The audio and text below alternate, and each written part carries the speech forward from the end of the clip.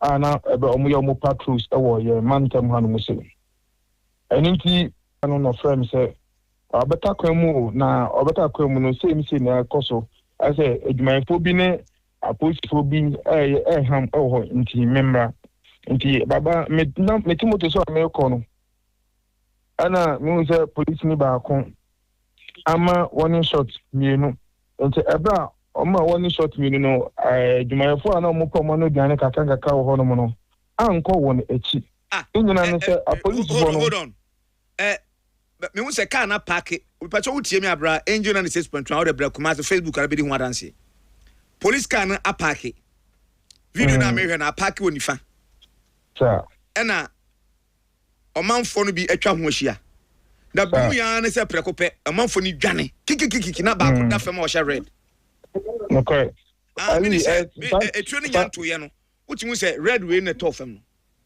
no to asoma me enti e ba na sa da na si yo enti e ba na sa no ni nyina ne se aposifo no edu enkwa na omu eduma no ho no ana omu se enkwa no kuta pump action etuo omu ekuta mu ho no mo akwan so ni mfie ye be edunum ne dun siam ho no mo enti aposifo no jito ni ka che ne se onkonkofa etuo no ho nkrata emra no mbe den onfa mbeji ni tuo no enti ma aposifo no to aso efisa eduma iko no omu bebi omu eduma no ekọ bebi foforo nti ebe omu bo omu nto nyina ewie na omu ba betene no ana eduma efo no mu ho no ebo a police car no barrier omu de nade ndua ana fe moto omu tana so ene disisi kwemo no so ba police car nya den entimi enko nti police fo no gina ya na nkwa no ede sekan ani ndua eburubu police fo no ebika na police nya no okika no nde wansi fom but about the nan kan person mo dey omo twe no Africa num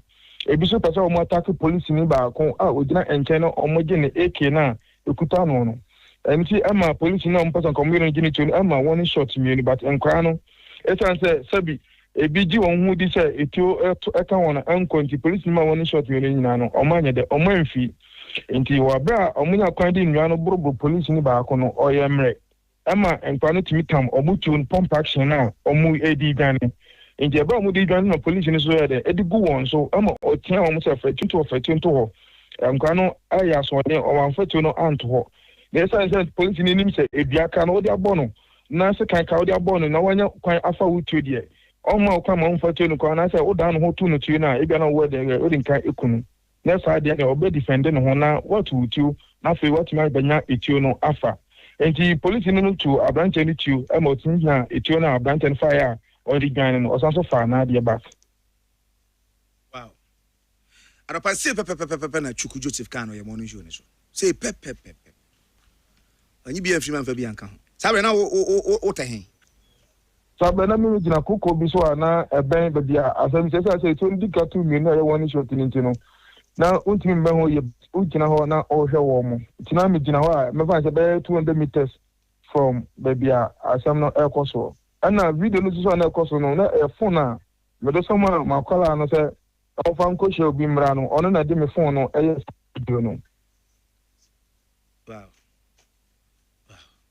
hi eti babia wo tei ni de ekoso ni asi o bebele mu hwan ali meka se media mi ni pa mbasa sisi de minimum se uyi nyankopon banbo efuru ho a ni pa wo gana memu de e banbo to su menu aya aposifo na se oye djuma ni na so police ni ba o bebia oye djuma na so be hu se etu ekuta o so de ya aposifo so ade na se o ka to se fa ho krata ba beji a enye se okobo ne ba ya na fe otwe nnua ne se kan ewo ne so media meka se eye djumayefo no na e ma sa de winyina chi se mu ya so brache one oji tu nka nka ho kwan se nka bia otimidi handcuff egu na nka otimidi ko police station emom omo akonya se ko na kofa uti ho krata yede fabra but nka na se asodin kaka wo mu nti no omo ya maje se omo agina mutu mi so e da kwa kwaje enti me de meka se nka no anya ade that problem na se mbele police one there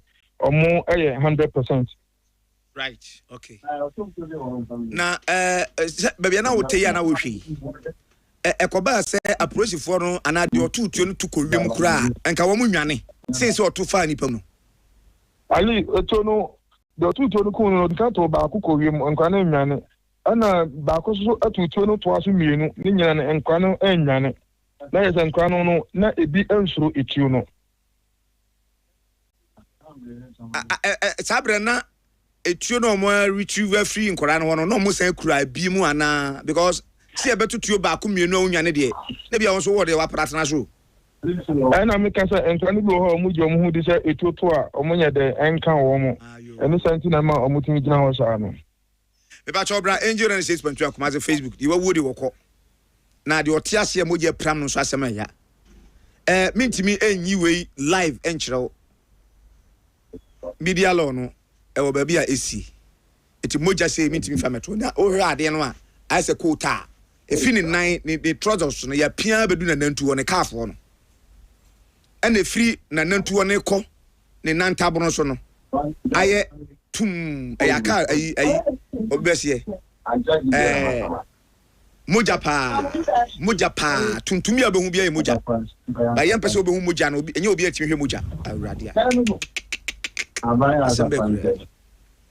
na me kura ba se me feel se metimi no wako na me ma me nsa so nkosoro na wa mo me bro ba kokora na me nyintumi so abome a na da me ready e mo mpure hey tinare ana me me gina na ya so obehwe me a na me hwe na besi da betia oh yeah sure come for yes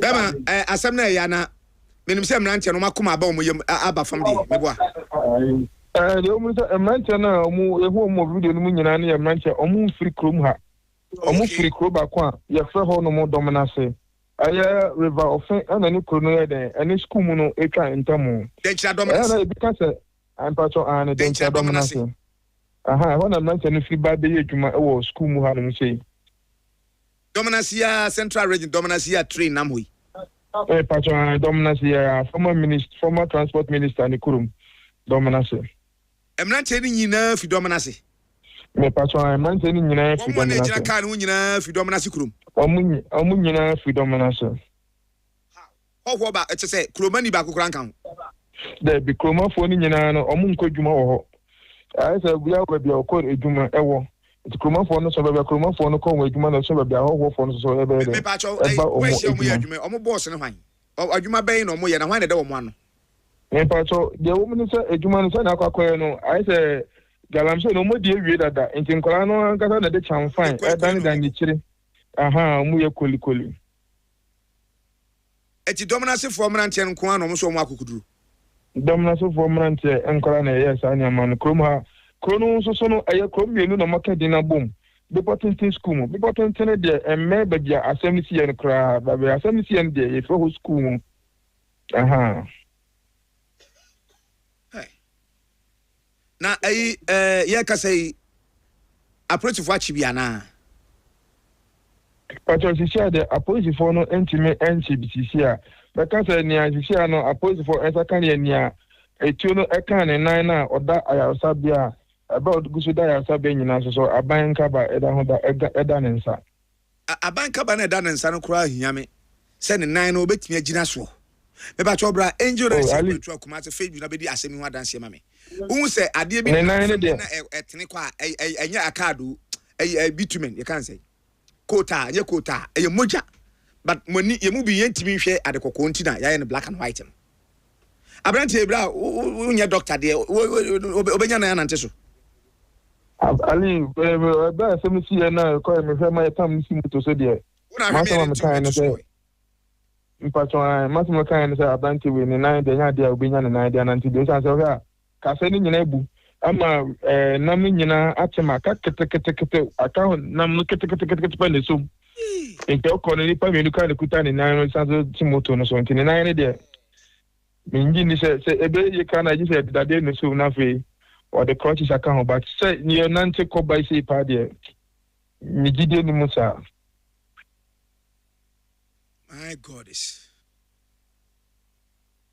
etuo ba ko no oto ye kumu bi na no na etete ne nan no e pa cho da bi na so oto mo da eso no tutuo no kumu bi na so no tutuo no so ebu we ni na mu hey let's praise from puma Okay, video ni ya. Police ni no man one shot me no. Hold on. Go back. For video go back, man. If I chop bra engine and 6.2 match Facebook be dia same dance mama.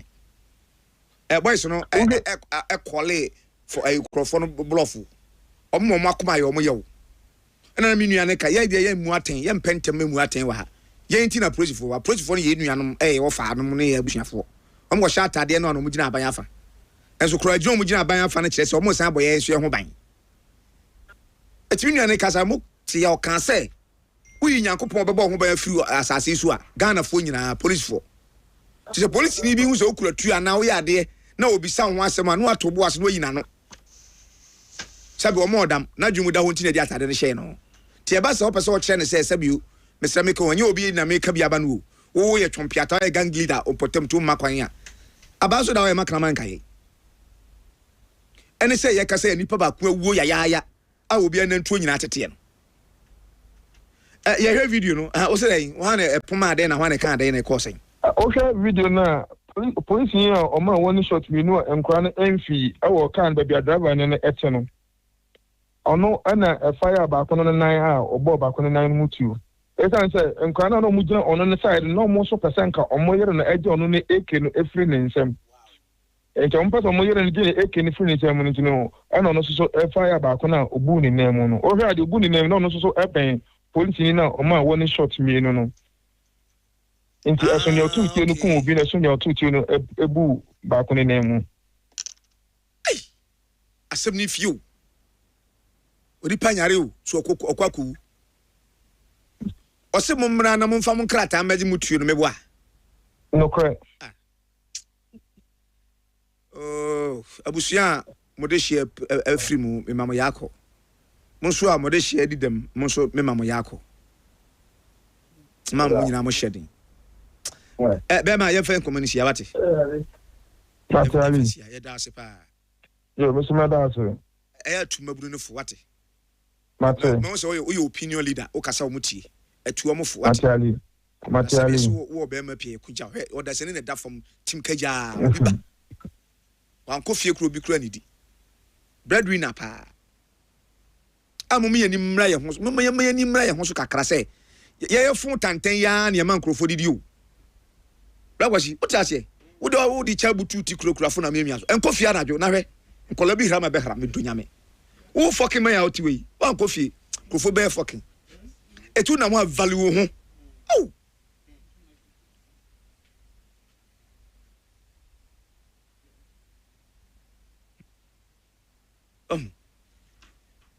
wo wa no value ho hia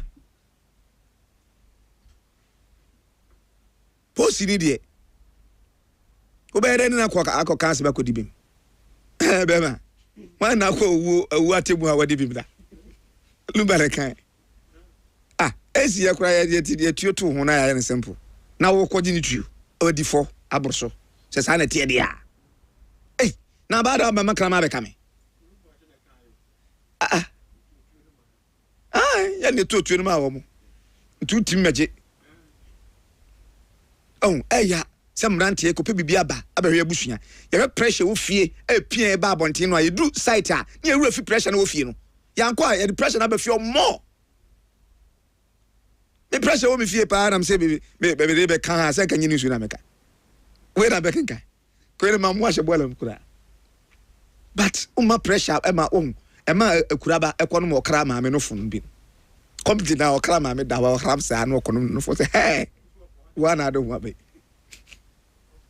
I don't know how to go ma or the abanso no enti emrante me sema ni diem pressure system ni mu na se kwa obeda sorry no say ya wo say ahuguro say die ni o na ayi awiem aye ase ye hyeneema kasefo kora say kora me pe hwa ahwe ho na ye hyehyehyeneema ye mbo etetete ayi kora ye hu yedim na ho de aye asem foforo system na asesa eti no enye wanwa se uboto mesesa nyame wadom na nya bi kate wadaja so unya bi to pure water binom enya kakra no udi a enough is enough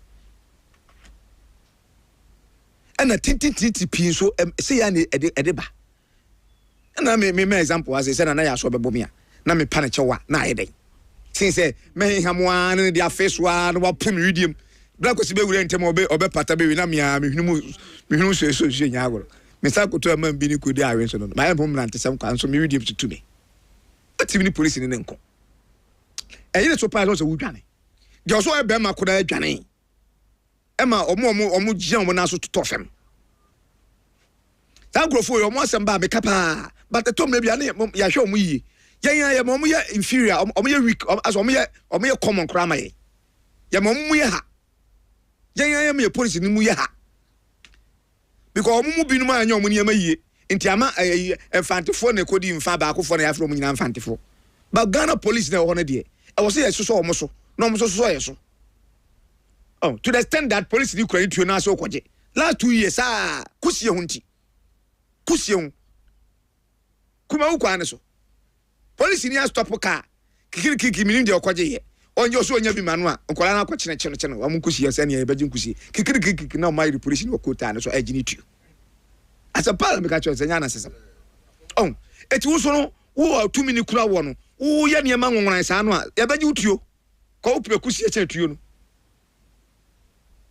eti na boys na hu say sabio omumu bi no anu mu omo se gugum kwa toothless bulldogs they cannot bite they only bark enye ne kwan so akora eti de ma kire omo ne de ma ya ade ama mo pasa mo mi ehu se mo otumi but mo na mo space yen but nan ka wo de kokọ soro de ankaye nti asem ye kan me nu o police no wo ma ne hu nya ehu eti nipa bi su fi so obagini tuo eti afia wani babere no on say afi ukunkum nuanam ma hu nya hu dada ma hu nya hu dada watch me na de me court na court a charge me ene me nko kan fikire e ba ne sa no a me mehu say hu nya hu eti me sem baji butu wo so ntwe na okume amwa timrantia mutie me munya police challenge enye police for mama mu hu nya hu na tumi kura mo ye bu mu pa muni wa ma mi timi tira muti akura he akrofo tuye puna ase muti akura ne muti akura akrofo awie cash ne ade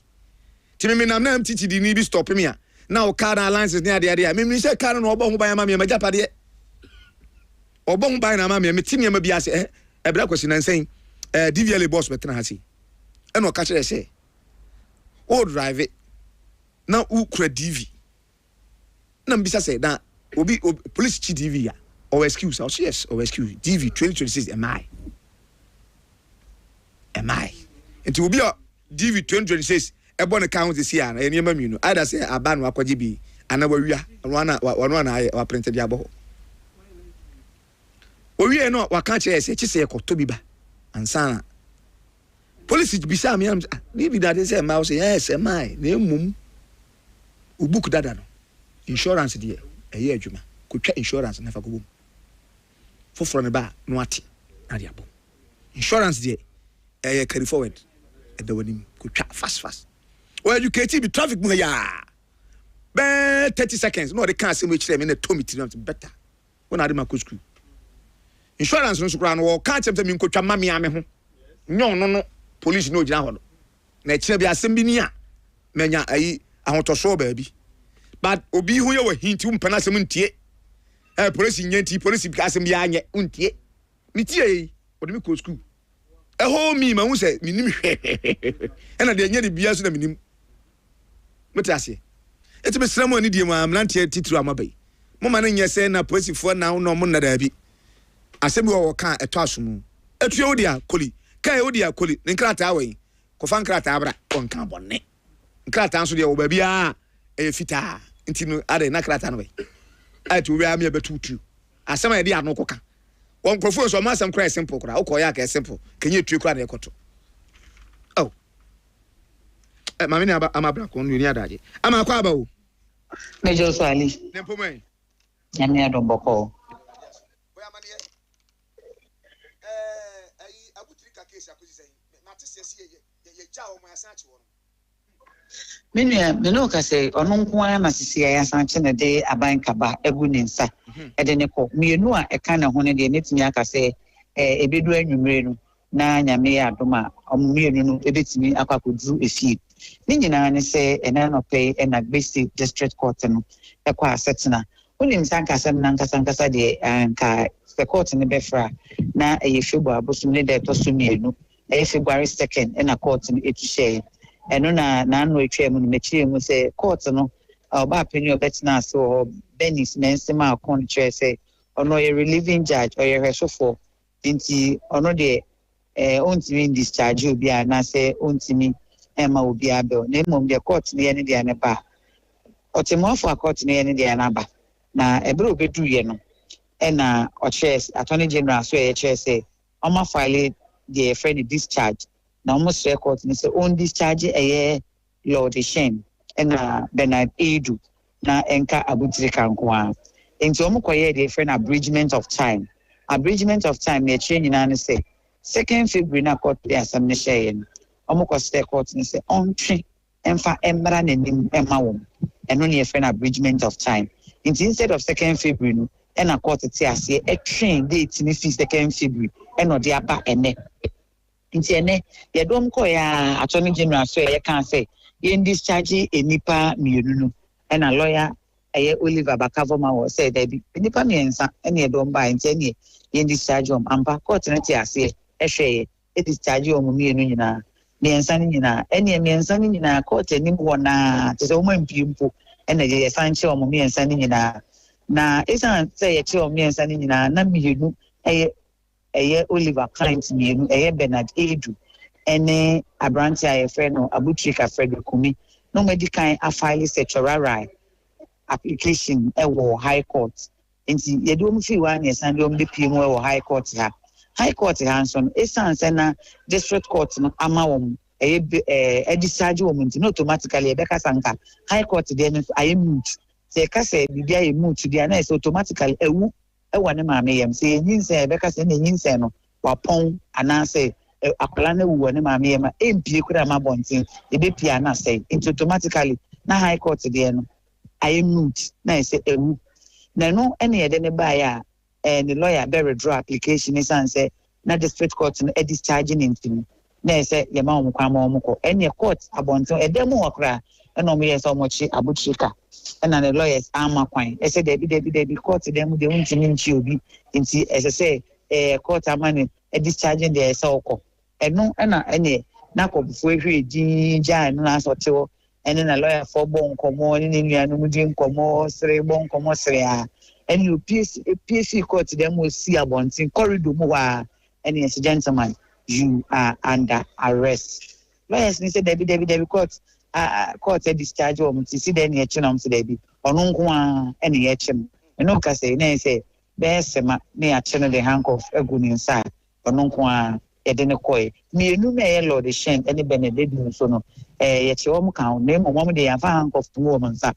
but ye ne lawyer kasa lawyer chair say administrative works inti and paper works inti say ye di mienu ni nyina e ka hoko na on do wogide say ebedu anwumre no ebeja enipa mi nemum abutrika de ontime nchire essence ono de onimpa say extradition processor ye kwaje ani ye kwaje ye de chinti no gidi say ebia so man fa new charges crime ona on be processing e de na kwakopie mu US nti me ya hubisa ya de a abutrika de sisi ya sign action e de ne ko but me ya nsakra na meja wa ko no ya de enen so aha boko nsensem no enyasem ketwa e wo hakora ensensem boko so nim say Alhaji Seidu Abagiri no so ya chinesi the last time you didn't come on me say idea officially Ghana buying a charge with 4 count say onam mra kwanso no su ne ho ohene wo ho etia Ghana ye mra ye say ntokwa ho record so e wo ho no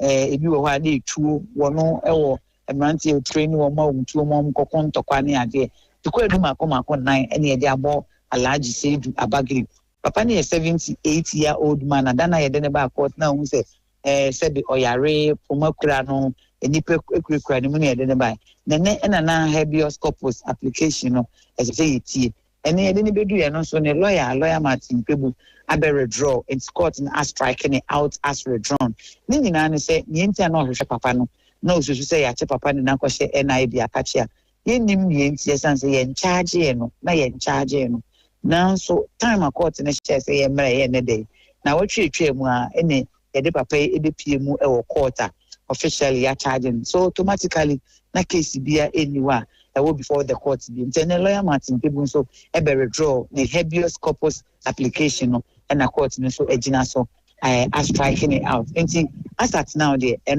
that case no papa never back to court 2nd February nene emrante ne maba we fi boko ba ye de bufu any dede ye o monte mo ho ase asojafo ebeje court fire police for beje court fire barricade ne dia chiche court ni ma o ba court na akese main gate ni na etutu ni nyina mu aba akopɛ na na aka ukura ka ubetimi ede aba enokura no checkpoint no was so serious the big bizarre questions they be o yensem truni o ba court se o ba be hwade a o mu nyina vu ekiro o mo che se asundwe efe na asundwe pa de se boko ebi beba ho ebi mada o mo kasa o mo kan no o mo se asundwe pa de se ebi beba ho instant se o mo adwen mu no ya che o mo hene ye nya hene no emfa ma o enya sa de a asundwe beba boko no ebi nsi minia ne ekoso no de ye stress adwobrewo emra boko any important sans asem no enya be du court a lawyer for so matemu afọ nso aso no de me je se me ti be be ko enwumre videos aka ene higher tense pa we send the video crime ko but me say enwumre the various interviews ye lawyer Martin Pebu se me mufo afi boko ba ye de videos ne ba wo be hu asoja fo e be gu ha ko si fo car akakraka e be gu ha for security no ni nyina enwumre padaroma de ni nyina beba amobi anya bi ahwe na enya bi nso ati. Where's your warrant? Produce your warrant. What can say habeas corpus? Habeas corpus. Corpus.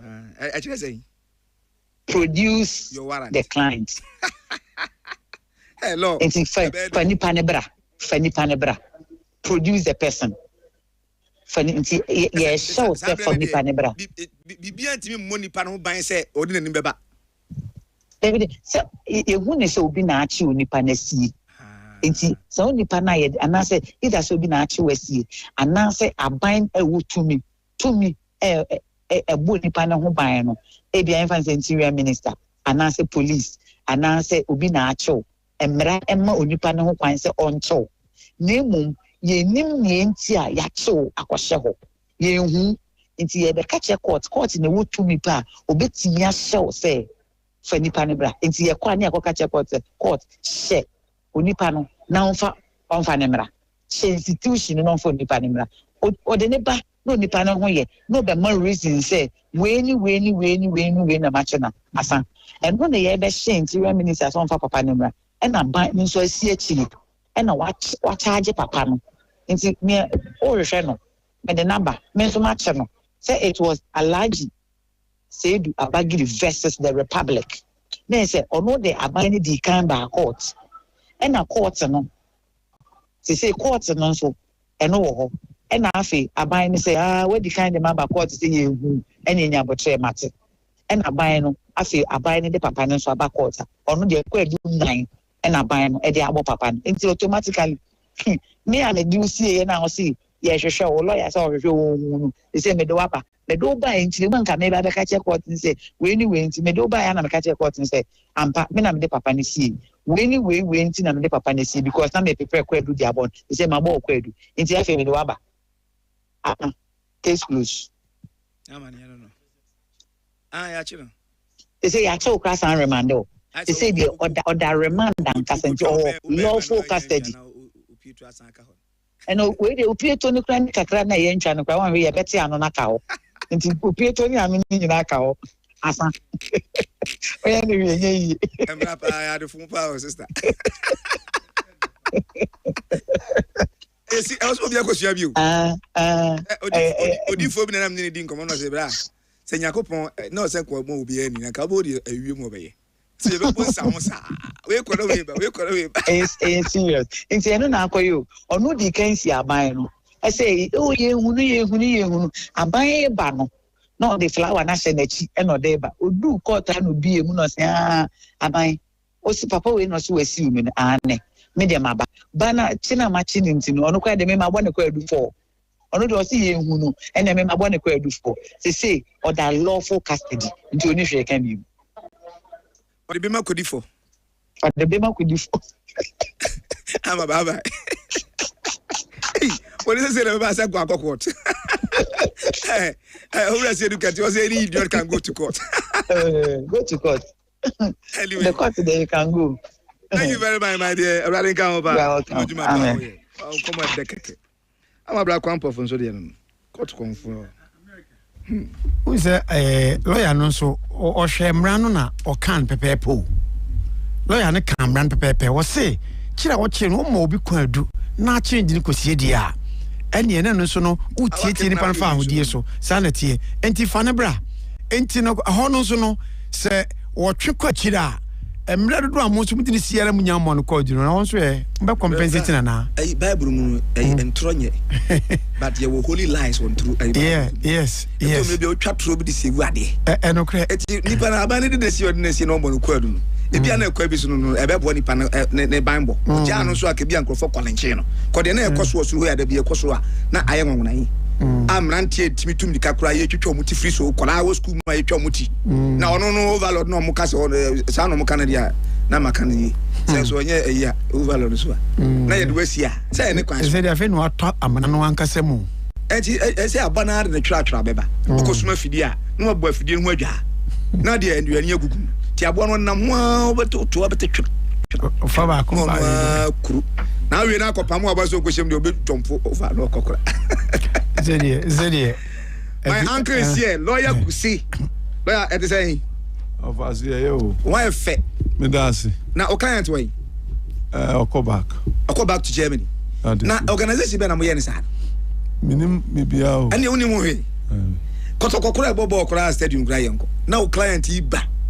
Now be heard from them. Hey, Ghana. Who is saying on a lighter side? Yes, serious. Your son sent me to announce when you're so. Yeah, but 2 hours Saturday in Namaba.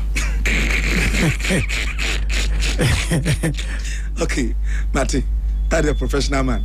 Blah, Aquaba. What is this? Was when you're not here with you. Major, sir, already was 1 year of Yasamka. Zanity. Yes, I prefer Bocori. Boko, Nanyaboko, sir, Ali. Ukowe.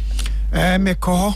Na meko hono mono if you ba ma meko ye pa nanka eye Dr. Baumia edikatum kradada na doctor say bitwum mu nyina pre Frank Tubre adwumadie no nanso no no mu nyina obi anya mai na obi amai na say edi fie nkomo kakra de ohu TV so Facebook live yi no ya sapon ne busua ne ma ene ni nuanom ene ofasefo ene omu nyina baabi omu gina ye baabi a yesiesie ede ye ne book of condolence obekwa otumi akwa sign hono mo na kire se watchro de onim ede afa ne ho ti ne baba ba akopɛ na ya twro na tade tuntumu nti no ne ma no eka ho bi na ali na no fia dai no abusuafo na maame bi epie ho maame no nye maame bi kwa dinje meka se maame bi amenkan straight away ni kire say na ensem akra wo ho o chusa ono ne maame pinaman a one ofiasapon ewo ememu nan na odidwatoa ekoi se abusuafo emanenye kuna na sabi sade ya saponsitie no obi a wagi din ti se ni ade na obi anye kuna ade na kire say entwe yenti emanenye kuna busuane duadue mu na kire say ya sapono angasa aze wo free mu no asema o ka kire ni nuanom a omudi ho adanse pa ne say o kira be 2012 a odi ka yar kese pa no na oba no agyan no mfie be num 2007 o kire say oba ne gyan no nti no be pim sa bredi o be kasa fe na ye ma me kuna enna sabi ebesa ma ye nuana sori ana ba ye den ti omo hwe mu ana kire say omo gitumanye yie nti omo anya ntum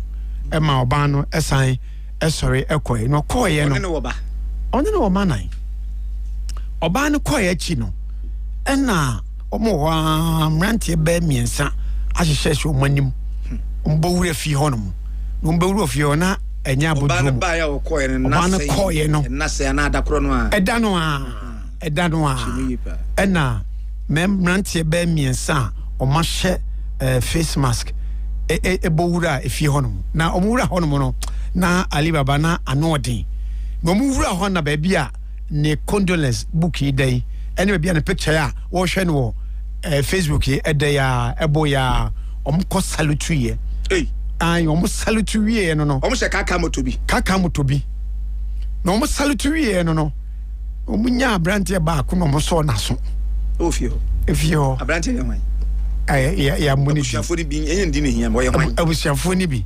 so na so se wa ye dai se omo nya emma no ene maame na ombe chia bo ma ya emma be ni maame no eye ofia sapoma ene na ba no ko sere kuna na oba na ai oba no ko era no ono mu boza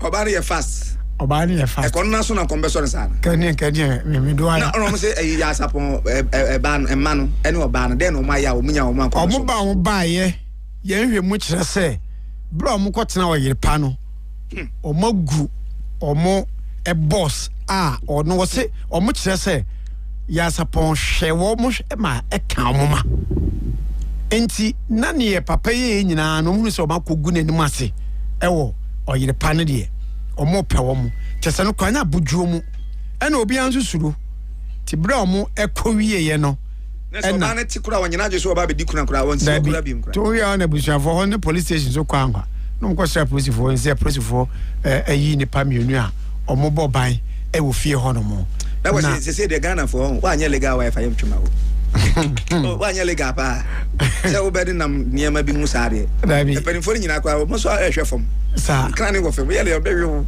nya ngro enti mo bi keka oh enti se si ade abusuafo na tumi awuli se obi anya kuna black wanti asem nya ne se esi bia na nsi ade awu ntekuma won venture okura bakutum kotna si ntompo asem ye ka bia ye nwie yo oh same line e abusuapani bi wa ba bi ono de abusuapani bi asebeturu mufu oh wa wa dwene nya adwuma yo na mani eno no anti no enti oh you should not do the papa ya mama ntre pack ya bo bi 2 pack ka na so no ni nua na mo so se ni nua so mo se mo so yini kaka mo nya fifi amba so na so twen na ye ndenti aso da mo boxing ball e be de asim body anjali se no anopai DC honorable Zakaria Mba ono so aba abechia ebusua aka kire omo se obeta omachi bibia mu eno akire no so no ohwani mu se Dr. Baumianso be no miensa kono na wode no ono so aba bedu sanso na ono abo se duchu so no omo ehwe nanim no omo kire se nyame adom a ye 13th February ya no omo ebeye vigil ama of ya sapon na omo ewia na ne 19th February no eno so omodi na otweda oma ye nhye se ombe share regional minister na regional minister so do onim do makọ omampanyina so ye na afi no omakọ akọ kwan a omo so besere na se state barrier so no ibetumi dia ma ofa ya sapon a na kire se ose efata nti ali na die free ofa ya sapon efie enso eba no nti nsem no ebi de bi so enye de ade we was me hwe na me pemranimfo no ene your framers of the constitution and omo follow your constitution omo check we ba nipa popular nipa ehodo nipa epenipa asem no e kire se nipa bia se bi me se bisa se hwan na wo se ma no state barrier because as a bape obi afi say asumasi state barrier na any hwan na ye man state barrier good enti ekoba na ankoba ma na asumasi de ne imperator hwan na se fata se man state barrier ali metia me ye femi ankrofo mejeje me fat o fichire unimi kire say ye man state barrier e dey any state barrier e be na o contribution towards the nation building no e be to me a pavy way yes machere madwene mo why ade pa ma me fezi ya na sa papa ina te the star boy himself just by the way obeti ho asanu akọ na so wa bona no prepare ile mu pa opa yi ano ba me enkan ya fa sha ye ho ase lawyer akwa ba biu me pa twa ni lawyer William Kusi na ahia yi one ma ye kasama owura no nyamfo Canada akompre kwa Japan especially Ashanti region hadie uhunu anu ohu aimo omo na omo we kwa ha ni ade ono coordinate bibia na family ene juo benada wukuara ya wada fiada memene da kan na fie nu na apatone koso wanti papa we nka wa fidie su bi mu a ebia na obedase about an outcome or deba because and the minya say nechi benyano na ni hwe ba bi ko te nyina ye kana tuja jaso ba so boss na mefa no krum how balo sanko wana me on cry good you see last days are always dangerous. Yes, last days are always dangerous. It was good. You have a makwanya. Ade abechi a would da utwa. You see, zaman for besara. You are open and because on watching na bia. The last days are always dangerous. It's abre no yenya day. Yena. See rain. Wan kunsu. No mattress branyara. You be you have to be na mattress ko. Na man, nti monwan. Wan kunsu. Anyway. So far delegates ni say mo shase no mo say na say dey no mo ka kire mo ya shase no so say asem yenti me mo nkro yem fam free 2023 because 2023 ya prayer kunya ne bi ne ya kansem bi kire delegates mo hwe yi na mo to aba no ne yem fam mo bi a ye de no call national election obetima wini. That was our message. I heard any can yama Canada Japan yama party ni pa 700 pickups. Utria yako Congress party ni skoni tria ye any timi top okoye force bill do election no nam cross no che. And you hear him saying say woman me akwa fast win election because he was the engine of our campaign anytime we had to campaign. Ti abobo sa na yama no so aka kirom say o deserve say ye no so obedi edim. And Ebi said, Abby, young farmer, the vice president, on a more presidential. That was basically their argument. And then, presidential, according to our constitution. And so we said, okay, let's try if indeed he's presidential. Nagana for Pena, you call about one, there was 6.something million votes. A tiba 4 point something. Now I've read the history of our elections. I through 1.3, 1992. Near rise about 6 point something. And today be I lose election class still I maintain a figures and I said kakraka. Even though we lost this time round, over 2 million whooping votes. And you lose here. Obikra analysis be our cry is quite interesting. Or say, from the 2 million now you are making a mistake because John Mama had a deficit of about 500. He made up that 500 before he beat us 2 million. To the count when I say he covered 3 million votes deficit. And he called a ban yes and Kotuaba. And he per candidate. Now we are confronted with whether CM maintaining the Okori Potora and I say Yempeni Pafofro. This was the issue before us. Now candidates 5 no be our sefata. But Roshema I narrowed down to Nipa 2. Ayura, Miamiura, Canada, Japan, and Yura, former vice president. These are the 2 candidates now. So the emphasis of the discussion will be on them. Now delegates, I say, men can't Ghana for a new moment here say, Omushimuno, a Yura, former vice president, the 2 abandonment, a national election, a Belusu. And the only choice they have is Canada, Japan. Number 2. Delegates say Yankasoma who say party no go egunyina ano ejani papa akopeso. Former vice president is the cause of the division in the party. Now metum watch them and you would agree with me. It's the cause of the division in the party. It's here two manner. The likelihood say 41% yenyan very high. And the antumo bia Obe United Party no kwa ko fa lunch Martin ni cruise ani o mo makoni nyina asan ba back ni asan form your party na a winning party ni asan ba power. This is what the options left for the delegates to say identity say Yewura former vice president ADVC so utia lunch Martin when he left the party he was express see a chinchimi and sasa chinchina yentoma one candidate. And no more yen you might tend to a jai part on the crop for choir. Quay a bit is a wound to so often as a monko or quite one co. Yes, it will be Yanisa resource no buy no.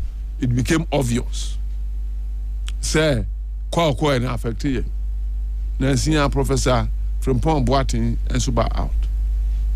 On also can declare that everything that went on through the selection of Yeru Afoma was fraudulent. On also the account. And I answer a word, you know, it's remaining the course during 2023. And the result was that defeat. And moving forward, you know, what do? We choose a candidate that will unite the party so that everybody will feel like a member of the party. Then we move on. In terms of our defeat, what was the cause of our defeat? Even though Yate committee report the Manipa Mienupe, however, no, answer interrogation, Number one was economic factors. Everybody would agree. Say, 2024 elections, no. Na economy pempesu ejina no. Na homete. People first say, omochire omo. Bibia nkoso, dollar jump, inflation jump. The ordinary mind thought that nyama bo yedene. Petrol na ifiri ha na ekoha. Enti anu nti ya nto my MPP. In fact, ye kan ya ma ye demonize Nanado. So ba wonye hwe but we infrastructure Nanado ye am sure say kufokra ye. Sure. Oh yes. The kilometer of roads and all other things. I mean there was a lot of things. But perception say anyama bo ayedene. Osora no pa to adiem no. It is perceived. Say o ma anya hwe. And they succeeded in telling Ghanaians that enti uko universities are nkadabi atu ababi MPP na leading. We lost all the universities. And unfortunately for the former vice president, he's so associated with that performance. So they blame him for the economic woes of the country. Because there is record that Nanado said that he was the economic messiah, that's why he was bringing him on board. And to say a choose candidate Dinako. The question is, how then are we going to sell? What are we going to tell the people? Especially so when we don't know what the NDC will do as a party. First year idea is too early to judge them by their performance this first year. But the funny say, omo decide so munya hwi se na omo nya hwi, omo nya kwan nya hwi nti niema e cooler, omo di gold sika $1 no a. That's all maintaining this. What is going to be the message of MPP when we choose that candidate? Yantuma any $4 and Sanko 17. And as inflation go 23. What are you going to say? Because when they say, they will say that you were in charge of the economic management team. In fact, you are the one who assured us that you have arrested the dollar and given the key to the IGP. And so what are we going to tell the people? So as a party, we should be wiser. Why don't choose a different candidate who will say that I'm not associated with the economic performance of the party? So vote for me. We can then begin to punch the economic policies and say that if I am the president, I won't do that. But for the former vice president, there's a yardstick to judge him. Of course. And unfortunately, it's not a good yardstick. And we tell the delegates, because of that, choose Honorable Kennedy Japan. For he has an advantage which most of the candidates don't have. Look at the Boku conflict. Was it not the reason why we lost about 1 million votes? Because if the candidate belongs to the Mamprusi, the Kusasis, and the Gonja, would never vote for the person. Is it not a fact? Can you deny that fact? Before you start, you are 1 million vote deficit. Is it wise to vote for a candidate who will come near Kwatwa Ba, 1 million deficit? Because the conflict in Krafik we don't know what will become of it. And if you remember, for some strange reasons, the Kusasis rendered some cash and only 2 TV so well would now belong to your time now to Amano. And we hear settler communities are half. We lost all the votes. What's the North? We lost them. Why? Video saying I know the obvious is it was from the Kusasi chief. You know, And until we are telling the delegates, say, we are a million deficit, immediately we vote for that person. We can never retrieve it. Fighting from behind. And you can't argue this out because it's obvious. Why a candidate can get 0.0000 is because of that. So one important reason why they should vote for Honorable Kennedy Japan. Maybe I'm about on only that advantage. So now, one strange thing that happened in our elections in 2024 was the special candidate we chose from the north and was a Muslim. So obviously, that is what we thought was our advantage when we win there. So them say the zone goes, in the past, it has been our disadvantage. Yatuababia and the north. And having elected somebody from that place, Bridget Cabinet to be maintained here. Elections. In the elections, we lost virtually all the zongos. And every party would have to interrogate why we lost, because it's strange. The first time a Muslim is selected by a party to lead the country, they should be excited. They should join and vote for him. At least a hot year. I've heard the different results. What is the reason? The competitor and so yes, but not a Muslim. There are two things. So the North factor is Muslim and North. So if you look at the Muslim factor, he was supposed to have had the best of votes in the Muslim communities, including the South here. We didn't get that results. So you ask yourself, why didn't it happen? Our interrogations have revealed that they had issues with the way he conducted himself as a Muslim. He went to the shrine, he went to the church, he took communion, and these were basic things they criticized him for. I'm not saying that it is wrong. I'm happy to see a Muslim respecting Christianity and a Christian respecting Islam. But does it matter when it comes to elections? No. Perceptions are very important. So they voted massively against him. Nana Addo performed well in the north, better than he did. Ask yourself, after 4 years, would that change? That perception about him as a Muslim, would it change? There is a big no. Once they have perceived you to be the technical word Islam, say haram, say whatever. You are always So it do not change. So looking at votes, would you vote for a candidate who will not perform well in the Muslim communities, like former vice president? It's a big no. And so if you are making a decision, factor that in. You see, we had two Northerners contesting, as you have rightly said. One of them couldn't perform well in the North. And during his campaign, he rendered an argument which I support him. Or say, me free North, John Mama Zu free North. So Motuma mi amatuama 8 years. Motuma John Mama amatuama 4 years. What was Baumia saying? He knew that Ghanaians would not vote for another Northerner when we change power. Power has changed. Now we are calling upon the delegates to elect another Northerner to come so that we go and sell him. When Baumia himself knows that the probability is very negative. The one argument, one himself said Northerner, corner Northerner, bar, Edney. Now, for example, Kufone Alan Cash. When MPP was faced with the challenge of choosing a successor, they said that we can not allow another Ashanti to take over from Kufuor.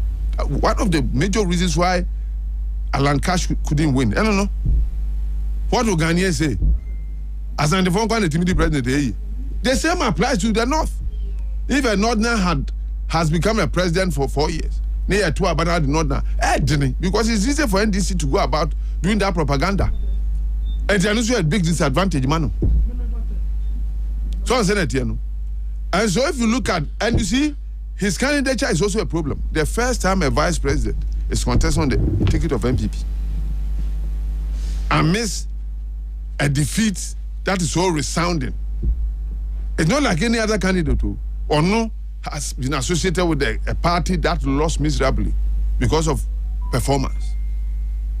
And to an only candidate channel, that is how troublesome it is. And so we have told the delegates, look at these factors and compare it to Kennedy Japan.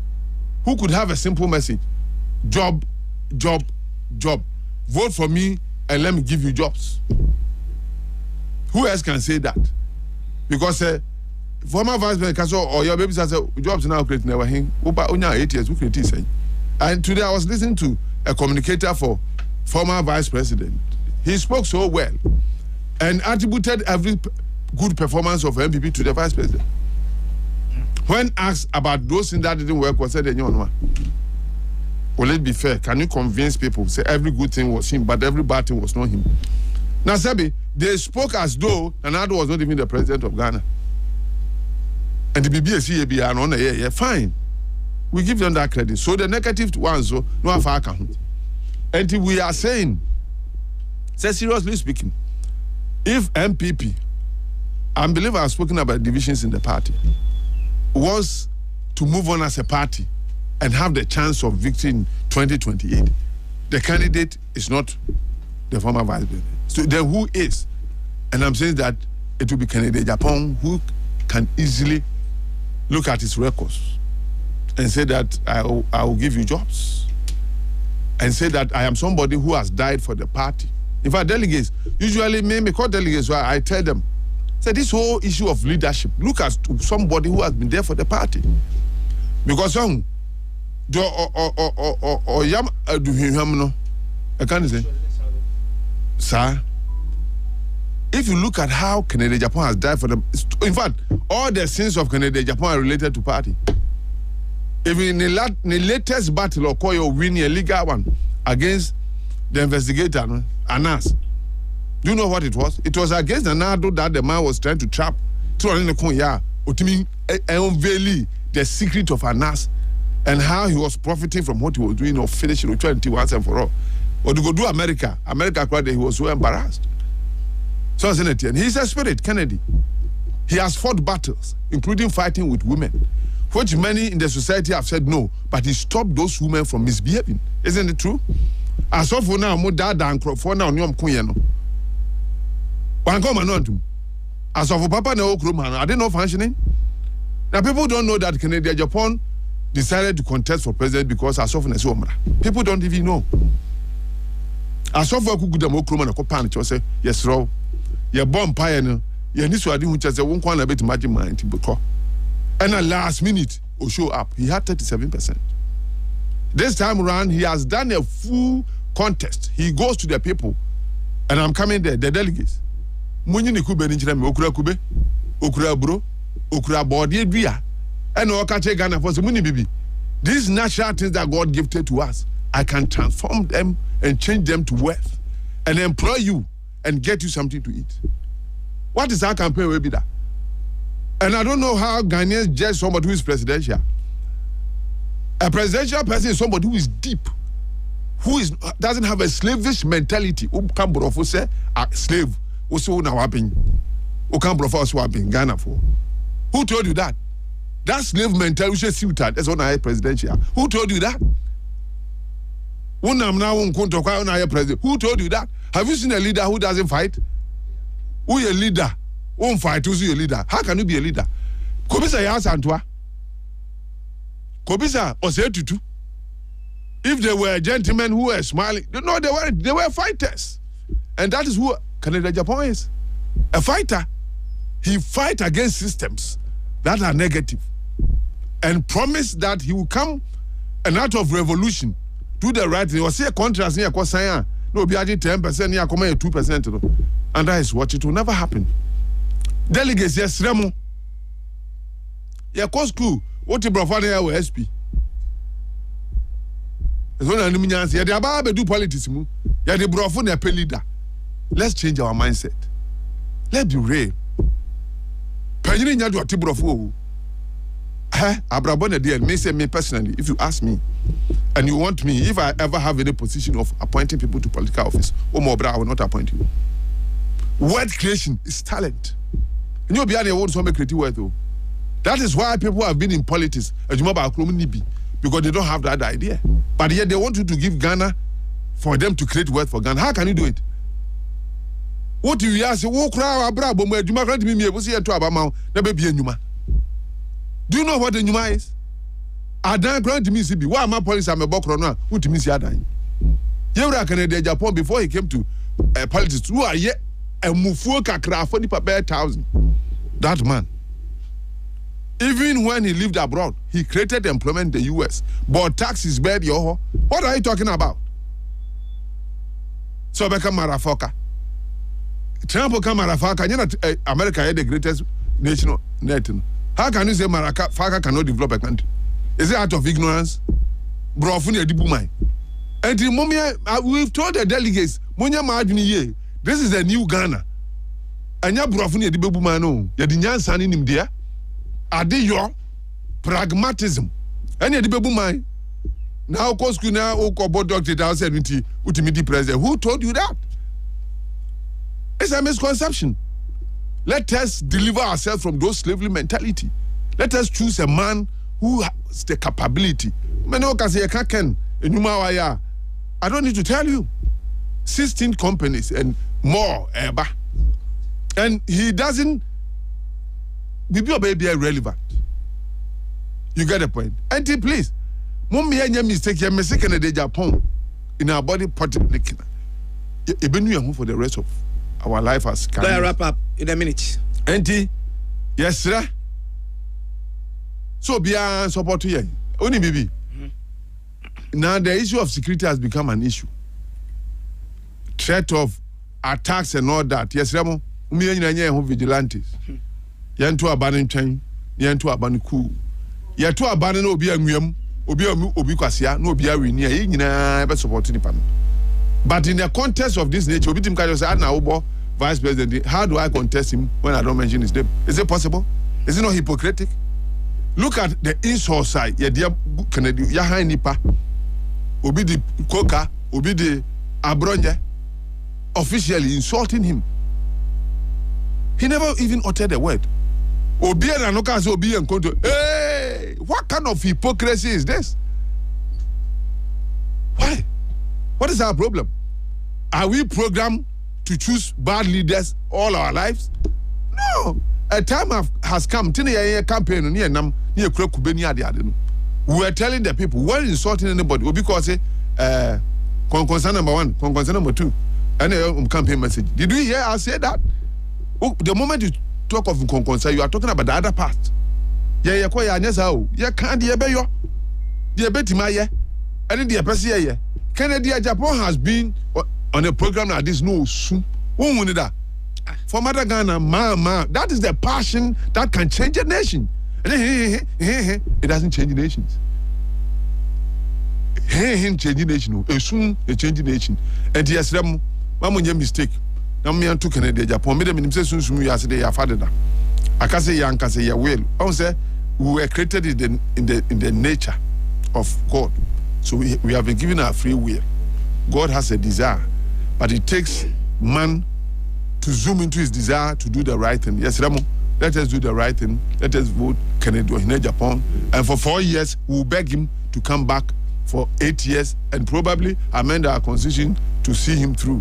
Because on no chance as MP, when see from the president Kope Pank and in Chrome Farm and see from Nyamish Ramo.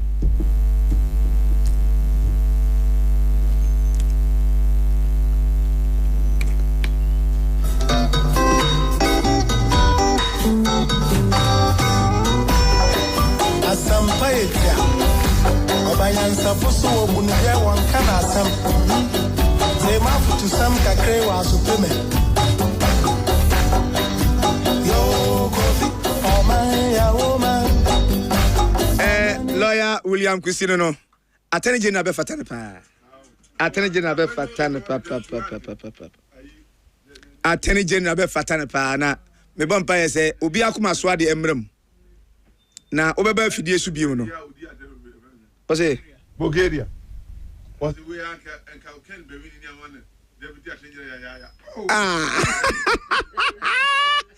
Kamaka Guardian. Swim. And you man want to be here for children. That I. Now, body, Unimbo, because I go Pramaso. Yet the two are no be now. I didn't back up and nipa and you know. eti adwuma bi wa wutimi nwia nka say wonim ye wa bra nim ye ball no ani atwans na say Christmas ni ese ye kotintie na bema hwe bo ehye no ko bobo ni nyina ti se mi gina bra ne pa ko de ma ye agurade a ama chinchimi trada ese ba reba de no woni info na ma kura ba fa be ko ha meja o ba kino of o nyame nko a o do who do a park so part okay sir ba ko for to make out di first na ni kwase no ama ma ka kwase ba tire akwa we pa na o me ba steps steps just swam na bai chrono yes preko nim ntina apapon bon home na so adosra de no menya sure so ni me manage na park na so when our lady of mercy for Kojira Park so that's what Bobia. Our lady of grace. Yeah, mercy for lady of grace. Why me no and me do be more pon. Me do be tattoo kra. Come here me you akwana me odi for be din komo. Many problem. Oza. I don't know interest ma me nka de me hunu. Ne wa hunu nya ne wa hunu. Ubotim akwaba. Mama mitrim. Yenye business. Mama mitrim. Ba ne kra ne say. Woni ma Kojira Park so that's what me abobia. O sa be kana fidie so me say be crowd be do mic ni akan we kire ho o be kan wa o kan be kan bra mini metri nti mini dante ehye mi ana be ka say obi e ni ho no mo a we gina track mo tu atwemani ba na friend police ni no obonyo no sa ma chidi didi o se me pam kura na pa o se wa pa na so akwa isu se pam man e mi nu say jeri so atwemani ba ya de ya me because be akwa gina ye dia oh me born number 6 and so na pajoya kan Proverbs 27 verse 2 was it a man was it ma obi foforo nyi waye na mo nya wankasa wa no na se wankasa gbo hom na ni ma obi no be kama sama mama obi hu iri anko be yes yenka wo be ka cham say empani say yenka ni pani masampa davi enya yes yenka ni pani masampa ti mi ameka masam mesrew bon akogbo ya no wa mo no prebuom wo bon no park so ni pa hwe me ni pa ne mra bonte meka oh Alibaba o ye good pa na de ogira ho ye de you take it. We ask will be iron quiet de. What? Is that a touch of a boot? Be quite young, be a book crowd. Bobo crowd of crew pedal, crop, I won't call him fat. And you're kinky, I know package, you're kick. Touch a matter. What is it? I tell me, I say, I can't say that say, no, was just a gang as well. Nothing. I don't know Mukoja Muya, you know. That's right. You got touch a masua, I did dopa, you fit out, be also touch a masua pink. Won't you see it? We don't quite the same. And you're the born watch and answer a dipper. We shall answer a dipper. What is it? Answer a dipper. So can I say, answer? And so that's some cassia. Open about move. Apostle, a BB Labi. Labijima. Aye. Ubu a baby was wearing kwasi I bet me trem. No. Me shall no one say. The me shall one. A wonderful man of God. Oh sure. We monitor him from afar. Me say we are man komo biaba. E maybe a minu conference ke ban film work Kesman FM. Monday anyejuma, Tuesday anyejuma, Wednesday ni she me breaking. Hey. Program the main architect of this program there. Na what me be breaking me de makasa. Commerce for ne kasa. Omo mu ni me kura tetro to mom say esi papa bi dia ni baba na kunu. Yeah. Na woni edro. Na di news ama me na me ko kan. Me bo me ni sita. On so oba ha fie bibiri mi gina wada. Dantan radio so. That di me tenase. Em na kuku mo hodwo. Na no hwihwai. Hwihwai kwa. Asa adwene ogu abengo. Na prophet Labich ma be gina odi me say. Ni yi nyum tu man beba na obo ma beti say enne ne ye hye yi na say. Mesum pechichi me bom ni se na ma say ta. Tichi de obo makwiti a hwede mate ni bia me ne. E hye wo nyina achi no. Dabi sa mate anim na me di se kama o akiri. Sa o ma me nsesa ma me hwe anim e na o de fama so ho ama me na space yi da baby apan. Na space ni ho ak obo ni so direct. Say it got off. Mate ni kwa sa yo ba o. Oba commando. It's 5 minutes. And problem ni ho. Asampetia. Ma me fa nchia ma oni watiefo ne wahwefo. Men kan chati for say wo kasa wie ya pe. Me ne prophet Isaac nana bedi akon. Ko far by. Out that God's Believers Chapel ano. Worldwide. Ero bonkomo. Na nkomo no headlines. Ba so muni me nya bre nam de ya de but tima pa me content. About your station, catch you on your share Kofaraban, or Kofa Biabum. Uwe ya. Menya be Simedun. Any prophet. Isaac. That's right. Nana Bidia. Kofaraban, or that God's Believers Chapel worldwide. That's right. About your last days are dangerous. That's right. The man can't be in count at the house. So own him. I've been going anything. I know he. Oh, nah. Mara. Why raha? Sir. Okay. Open your eyes. Oh. Open your eyes. Oh, me oh, na de. Oh, my head pa. Aye. Come up pa. It's a young town na Bradley no kra ne say e dry papa bia no ne to ane nso. Eno ntina didi ti ne to aketo abi. Enti abusuan ya mamu nyina ha ya mamu nyina kwa ba. Ye de ntia yi efri Kojak farmer ho ema wo. Na area yi na I think say 2026 and then the second time wa yeshia. Na ye ka Kojak farmer me part of finshia aduanan and still counting finshia aduanan eni ana womo eba edwa so a womo boa yen amade broni kan say oral hygiene and I say oral health yetimia promoting ya bo ho ban ye ka oral health and I say oral hygiene and say yenum ye bedi nuni na ye dental system ye dental arrangement titiri ye ka dental arrangement a ye ka ye sen yetimi adi nuni ne yetimi abo ho ban ye Debia meka na repetition is to lay emphasis. Ye be make emphasis bi wa ha and say Debia maka 2025 meka ya na mesa kebio. Me se enipa bia no a wadru ne mpanin fie so every adult human being according to the School of Dentistry Dr. for mo hesen a conclude say esase nipa no a wonya ne wadru ne mpanin fie so no ne se eye aduasam yenu 32 teeth say no 32 a eye dental problem. Say a bro 32 nso a me pacho o dental problem na 32 no a ye wono kuakuo makomako enan eno na kabo mu a emayenya esen makomako aduasam yenu me pacho ekuakuo nan no maboso mesa boso biem adesua ne ntina me boso biem no de din kan me pacho ye wo molars dodom se no ehye kwa na ho pa akese no ye fra ni molars se wo frɛ no so na se wo ba wani mu a ye wo premolars no aba incisors and canines me pacho yesunya ho ade last year 2026 ya desua no ye drew the incisor teeth and I say incisors me pacho ya kan incisors no a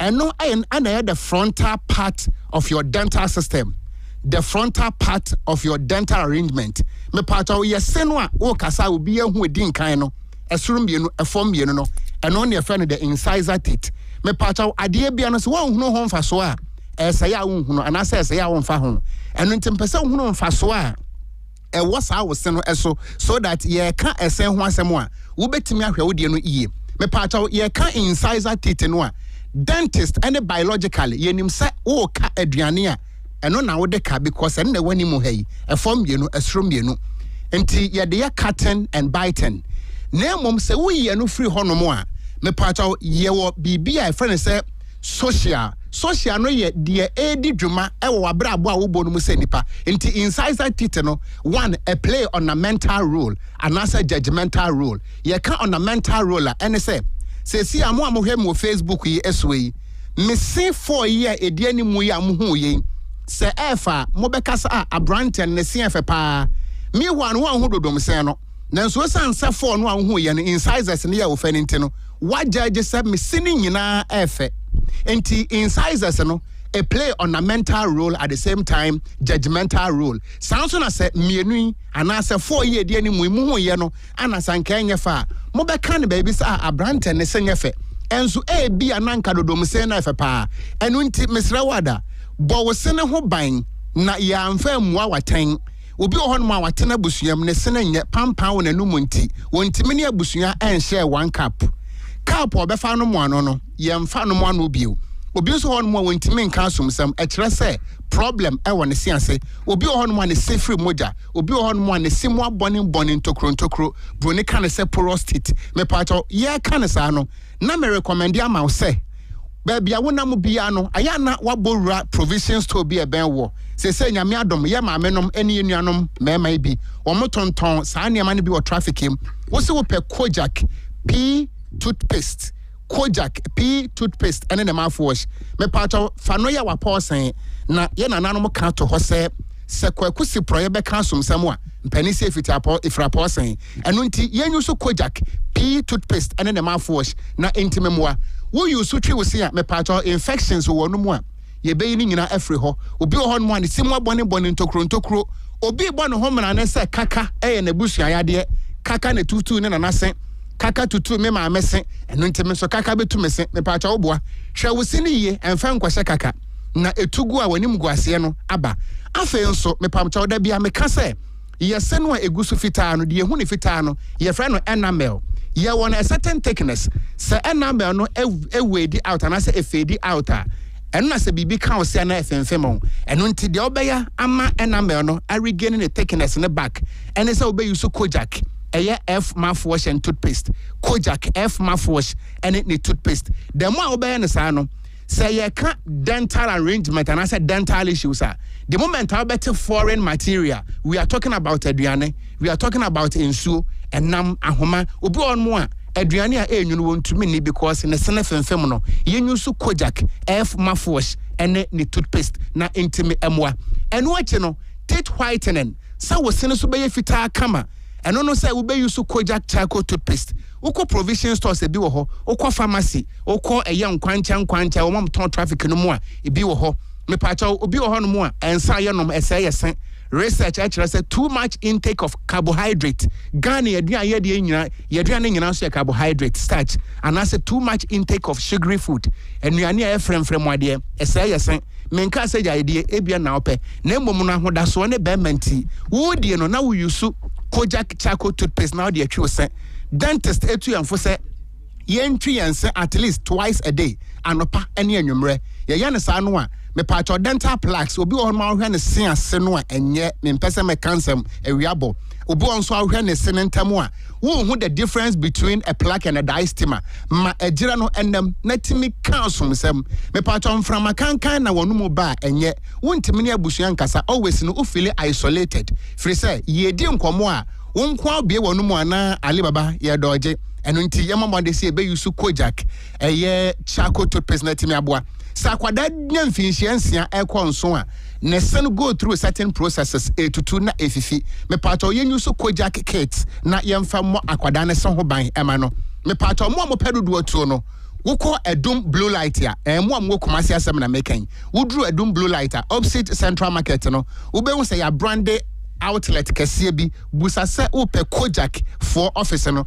won be kire okwa a ope no kiama ubenya bi atuaton economics free bi demand and supply de omanfo ne pe necessary de ema wonom me part o ya wie ne sa no as a student of geography your aphelian season and perihelion season and say opebre ni susobre me part o sa season si mienu nyina so apon ahwene enti wo no season be na be favor wo e kire se wo internal organs no respiratory system no emu ayefin yan huhuro mu abra ya nom kojak procode me pato mo amuhini mu so ne nsuo mo amuhini mu ablock obi ho no a complain severe headache ne ti pai no me pato yenyu su kojak procode wonu mu a 20 minutes pe na ahoden aba numbers mienu me de to so na watimi afra yan at all times mo amopedodo atu mo amo any other regions ni nyina no mo fra yan na yentrem baby a mubenya dodo eto ye kan mo amope no in a larger quantity no na mo amope ba ku mienu miensa bi de atwemo se ne de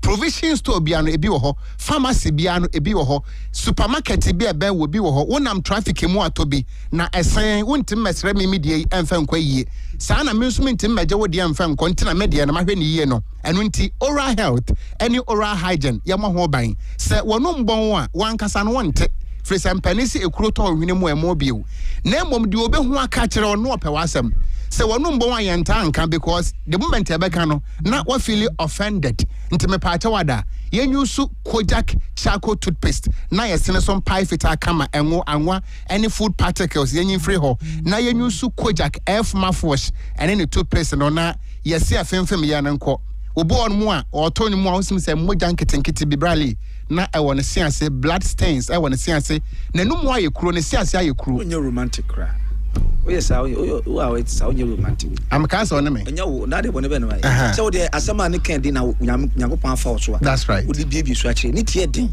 but wo be tie bia so yare be ko say dra anwu bia na say ade nti e kan pempe I was raw so no nti me am beti asori o no makase ho asem correction bumper de na say na makase ma Geoffrey me sim beti asori me sim Geoffrey anya be ka na instrumentalist na reje ya o go say bona mara so nti rally Kojak numbers mienu ne ewo 0531 069 945 0531 069 945 and now 0531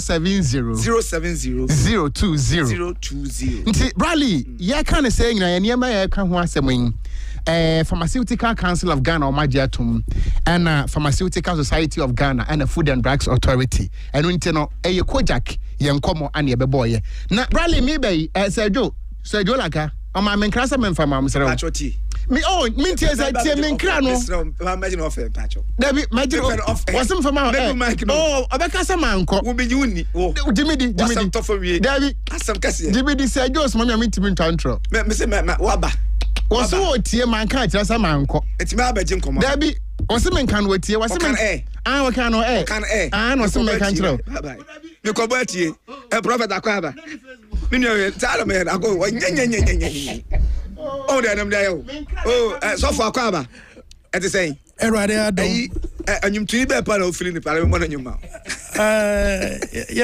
ya mo ya support me tie nkwa de me ma tu fam so bi mo asu na so ya jamfi na me ko tie me no ya yi na akoy pa sa magina mo twa fa bisa ya me ma ho no abe hosti bi aro wallahi super talab ni wa wi tashi ka de gidaka eti baba akwaba fine o so pe hwanyum ya support ya mo me ya support nyum ma o how ne say na wusu na wo how ne say na wusu na wo how o Kristo ni bia wo how o jidi ni bia wo how udi Christ echi wo how but o how kase pa abusha for me prophet Isaac Nana Bediako asori a dey God's Believers Chapel worldwide we are singing na abranti ene nyagopon hu ni mobo e na to ano na we doroban a nyema nnam ni mu ba wiase no ano hye edi kan aka se enem nantie na aba no ne oso be bie ni mu ama ne ho kwan ne die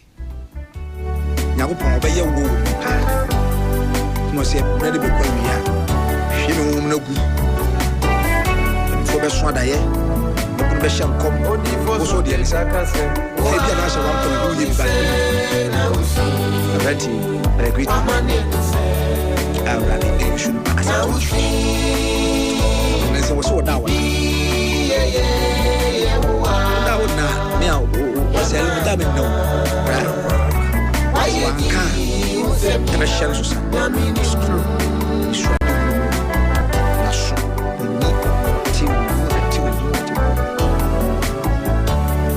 Abro so see en so kania enfan she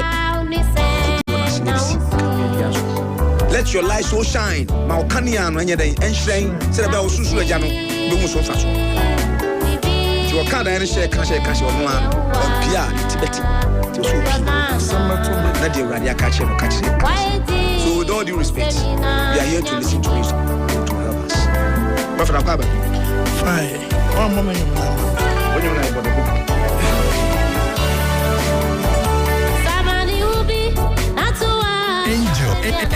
Angel. And you know, that's right. Anyhow, what? Papa, Kasabu, I didn't mammy. Meche obi a utie odifo na nabedi akorchia wahwefo ne watiefo. Ewe yembre mu upo bia nyame kasa ne homa ewiase tene nka eyedifo na nabedi akon. Na erwade nam yeso edi dwuma ewe yembre mu. In this end time, no nyame na me yeso e kasa e kire wiase. Ene aman ene enipa. Ene ahemfo, ene etitlu. Bible say Awurade nye bibi. Agese onam ne nkoa edifo so. Which means say tembia wo nyame be gese oye bibi obi abrabom bia no. Onyame ma na edifo ho kwan. Ema ohundia opeso onye woni pa na brabom abmra na onyame ekosra Sarah no Bible say osoma na bofo no moda no ho adi kire Sarah abere biala obehu odifo bia na kire say wonyame akasa ho akyere no edifo be pia na ye the assignment enenam wodifo ebekasa na say eyo onyame na asoma no Teradi nya bibi I just wanam ne nko adifo onyame ankasa ene obi timi kasa dayem so ba sori kra na ne refi ya so no nya difo obi timi sunda ye panfa na brabo ho ade ba che kra na ne refi daye no eno nti na onyame nam ne nko adifo so a eweye mbrem wo daye na waso na wo fi se emfaso oni so no wo ho na nyame nam ye so be kan daye na kire kai wo kra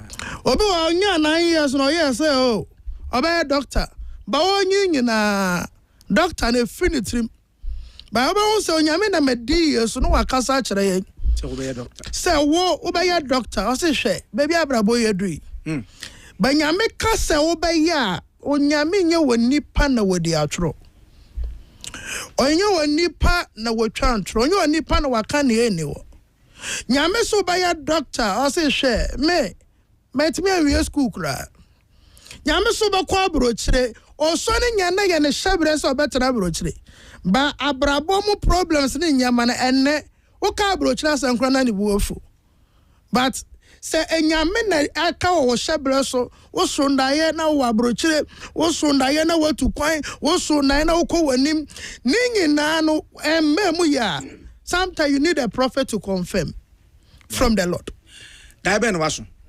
efa MPP for primary daya maso for MPP primary eye enisuade hu anyame de breme enisuade hu a onyame de amaye omanwe mu se yamon paye yi ewa abato ayekoto yu meme nanko a o meme nda we ene Ghana fo nya na ekoto MPP for kuo kakra bi MPP kura nya omunyina delegate for no Ti abawto a nipa kakra bi ekuo bi oman kakra da ho ene ekuo bi e wo man ni mu a ekuo no sessions of nipa bi na ekoto abayi e de ye huma hu because the ameme hu fa about one we are very serious enyama akoso ho mo no ama akonya no moja ya akonya no hu bebre spiritually asunwie ni akonya no ho tabato na ya koto na ye hu ni sa no enye simple sa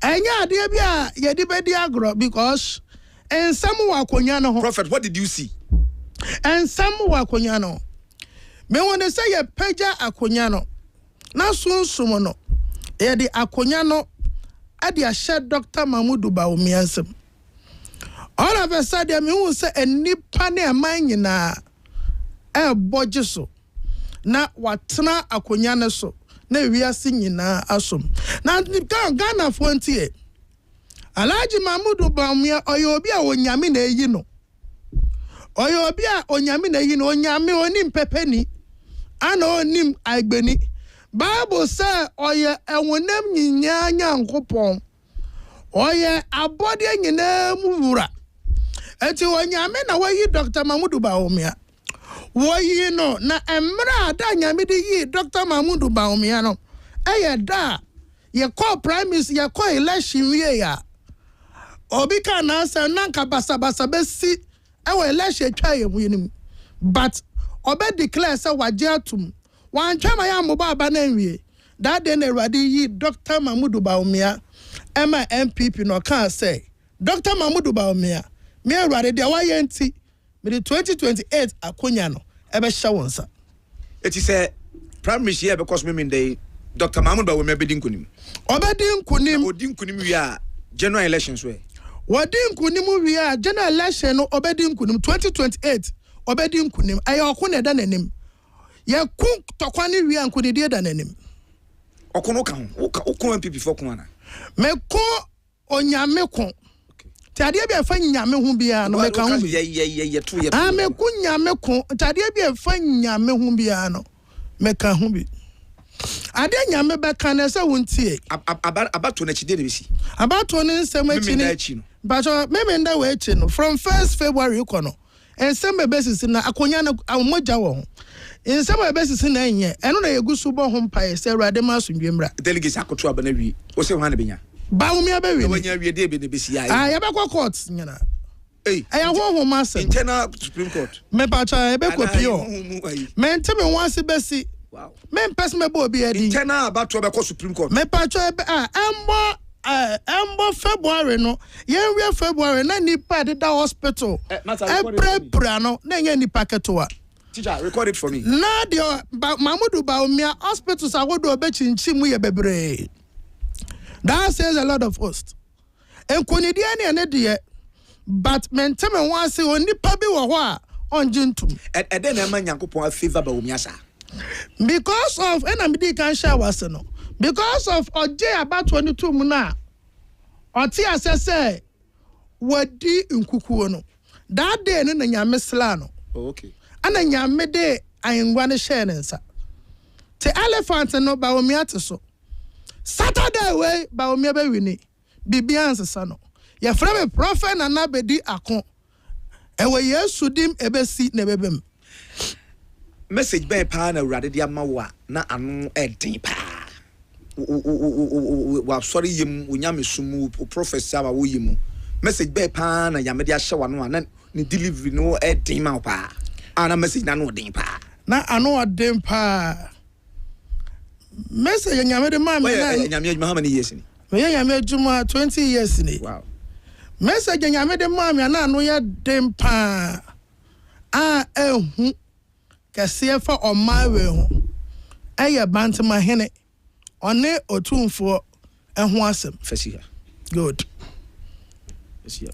show na nya recorded show a live show oh okay you be trim to we are ya maybe wait no na anu odin sen dia woken na anu odin because na impossible na nanom de se bombe fra kukom na we mu de it's true we de wo puppet na to so me pa chai na anu odin eti abato no omutu wie kukuro na Dr. Mahmoud Baumia ni nkunimu a prophet be that na won di nkunimu na me bisa ensi abano ye ye ka fisika ye follow post no ni sa ne amane amane de obedi nkunimu ani wi ba ne ade obedi nkunimu to obi etimi meye mehwe oh there be o me chese wo do puppet na to chachaw me ba chaja because enya MPP ni na wo ye na Awurade na akasa na de me aba ha ma contract ne kura Awurade na ma contract me fa mani kura hu Baumia da asem nyina ne se wo do puppet na to de to ade no so say ko Baumia wo ne na sunsumufo mo ye adwuma ma no ne kura me nka ho etu obi adwuma na waje wo ye no Awurade na asoma me ntina me ba na ken so wo nkrofo mo ye adwuma ma no na wo ye young prophet na do puppet abeto onyame kasa ehu bi eni ho that's great nyame kasa ehu bia eni ho probably yakun yes sir e be share social media no so ate yes sir bompa ma matiefo onyame won shira amen onye oyi amen afese ne bosome se ne meba no na me ne unyina ye hyefufu de radias amen e wo mo abato no ana e wo abato me wo mo abato be be to bia me hyefufu ana me de me hyefufu me de me kala e white dada we are white na we buy go and now she white atina ye be she white ya and the amata nyama sam nyame ka hwe Awurade be man nsa so me na anyway na be di nkune me no won komo pacha na wo second coming abeba ha ebe boot for boot no crapa yes no crapa uni say o ma ne ye jasu pacha ye jasu but ye matiefo ani ajo that's it we are very humble very humble pa that's pa very humble that's pa mama nka se mi sia me no ka se mi hu ayi kire mi hu ne se ye mo mpa ye mo man no mi hu ne se sunsum no eja eni nsuo enna mo man mu spiritually Ghana yenye save ewo eja hyehyew nsuo kese bi befa enframa be fam no eja be pie wom ye mo mpa ye mo man no timpanifo tie mi a